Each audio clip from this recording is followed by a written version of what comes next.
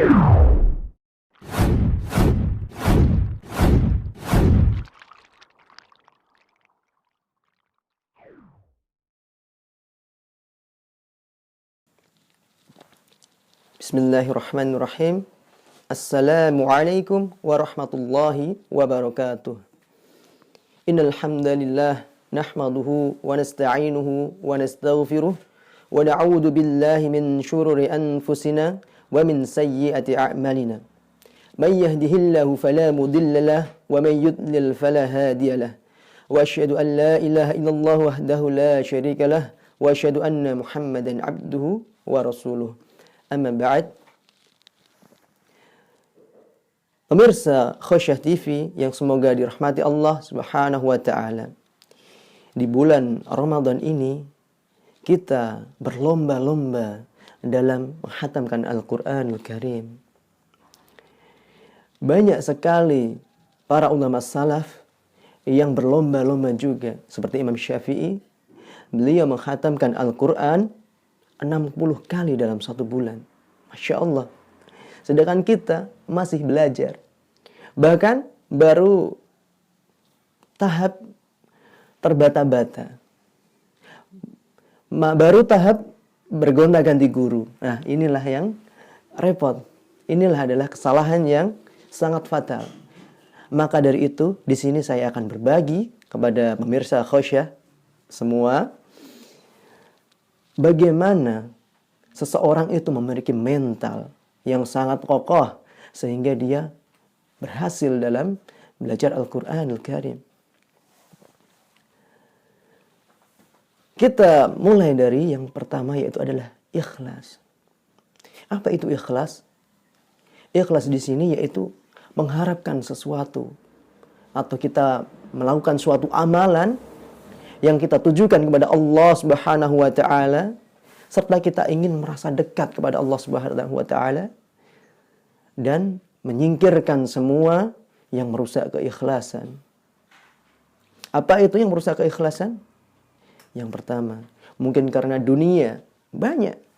Mungkin ketika sukses dia ingin mendapatkan gelar, ingin mendapatkan jabatan, ingin mendapatkan materi, dan masih banyak keinginan-keinginan yang lain. Maka hapuslah. Tujukanlah hanya untuk Allah Subhanahu wa taala.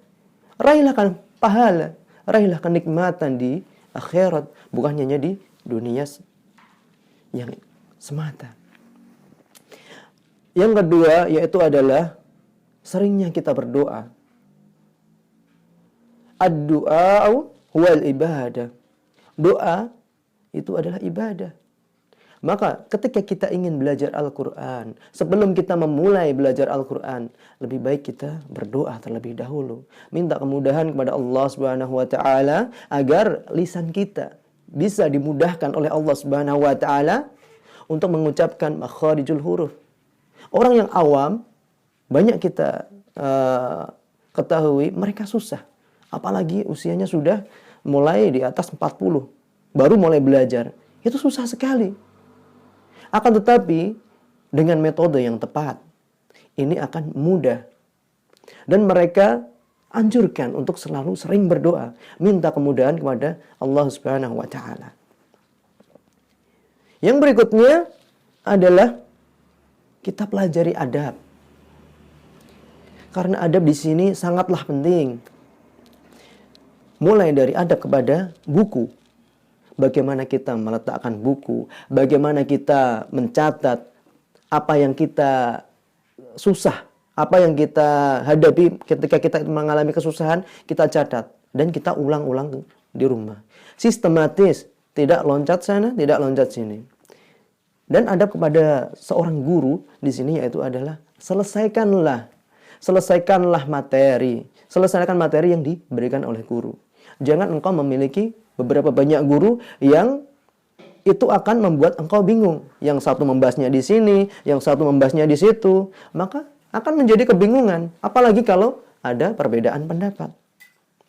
Maka dari itu, fokus satu buku dan satu guru. Ketika selesai, silahkan bisa berpindah ke guru yang lain dan mencari ilmu yang lain. Yang berikutnya yang tidak dimiliki oleh banyak orang yaitu adalah sabat. Sabat di sini adalah dia berdiri tegak, tidak goncang. Saatnya belajar, belajar. Ketika gerimis atau hujan, mungkin berbenturan kepada yang lain, berbenturan dengan waktu yang lain atau kegiatan yang lain, tepis. Dia akan fokus belajar. Karena dia sudah ikhlas, sudah meniatkan dirinya itu untuk belajar, sudah meniatkan dirinya itu untuk sukses. Dan dia tidak akan malu, walaupun dia tidak bisa. Orangnya teman sehalaqah sudah mulai, Masya Allah sudah mulai bisa, tapi dia tuh tertinggal, maka dia tidak akan berhenti. Dia semakin kokoh. Kalau mungkin dia lembek, baru sedikit disenggol saja sudah malas belajar. Mungkin bentrok dengan temannya sehalaqah, dia sudah mulai malas. Nah, ini ciri-ciri orang yang akan muntaber. Apa itu muntaber? Mundur tanpa berita. Sudah tidak tahu di mana kabarnya. Biasanya kalau kita kabari, gimana kok tidak pernah masuk? Biasanya dia bilang, afwan Ustadz, karena ada sesuatu yang lain. Ya, jadi ini adalah yang merusak keikhlasan, yang merusak keinginan yang kuat agar dapat sukses dalam belajar Al-Quran. Yang berikutnya yaitu adalah kita harus memilih teman. Jangan engkau berteman kepada teman yang salah, apalagi temannya seorang perokok yang sukanya nongkrong. Orang melihat atau orang mencium engkau ketika engkau sudah usai atau engkau usai berteman dengan beliau atau berjalan atau bertemu atau ngobrol dengan temanmu ini, engkau akan dikira sebagai perokok.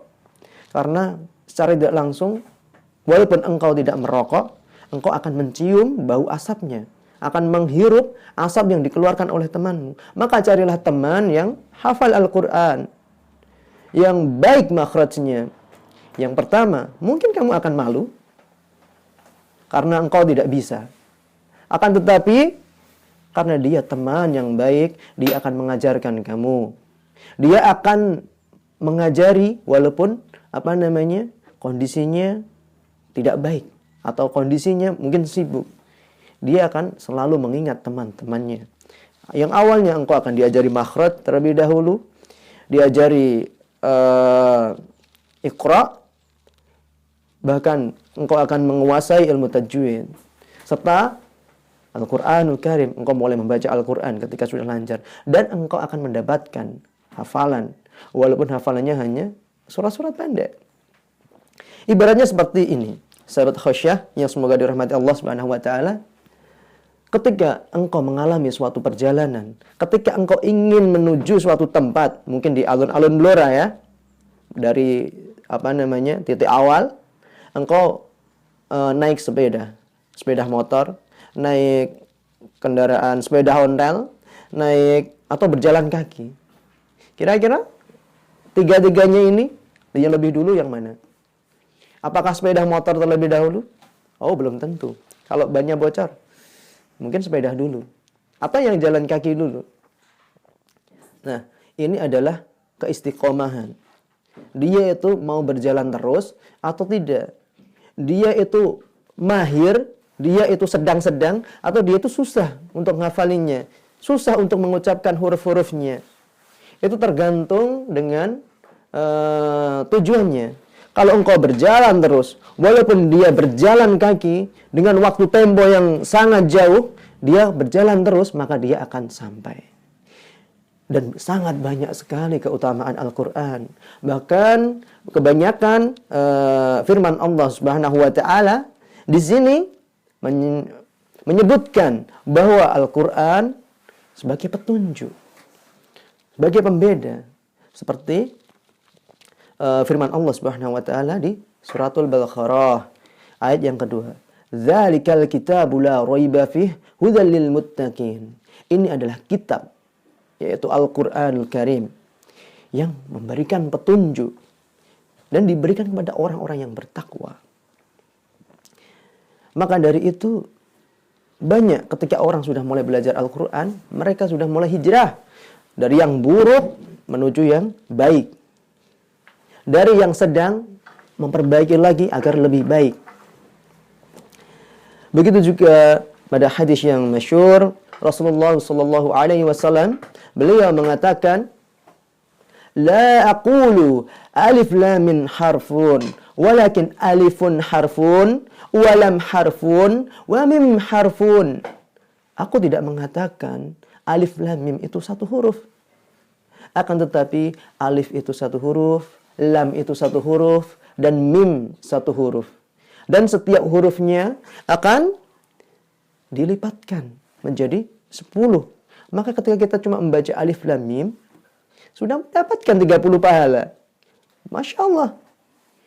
Apabila terbata-bata, Allah akan doublekan atau melipat gandakan menjadi 2. Menjadi 60 pahala. Baik dia yang sukses atau yang sudah lancar, ataupun yang gagal, mungkin masih terbata-bata alif, mim, dia akan mendapatkan pahala yang banyak. Tidak ada ruginya. Terus bagaimana? Kenapa kok tidak mau belajar Al-Quran? Mulai kapan? Mulailah saat ini. Mumpung masih diberi kesempatan Allah menghirup udara. Dan ketika engkau ingin menjadi seorang yang terbaik, maka khairukum man ta'allama al-Qur'an wa 'allama. Sebaik-baik dari kalian adalah yang belajar Al-Qur'an dan yang mengajarkannya. Maka dari itu, baik engkau belajar, baik engkau akan mengajarkan, itu termasuk golongan yang terbaik di mata Allah Subhanahu wa taala. Maka dari itu tidak ada alasan untuk kita untuk malas belajar Al-Quran. Coba perbaiki lagi diri kita, tujuan kita, dan semoga yang sedikit ini dapat bermanfaat. Dan apabila ada tutur kata yang salah dari yang saya ucapkan, itu datangnya dari saya pribadi dan dari syaitan tentunya. Dan saya minta ampun kepada Allah Subhanahu wa taala, dan saya minta maaf kepada sahabat khasyah yang semoga dirahmati Allah. Subhanahu wa bihamdika, asyhadu an la ilaha illa anta, astaghfiruka wa atubu ilaik. Wassalamualaikum warahmatullahi wabarakatuh.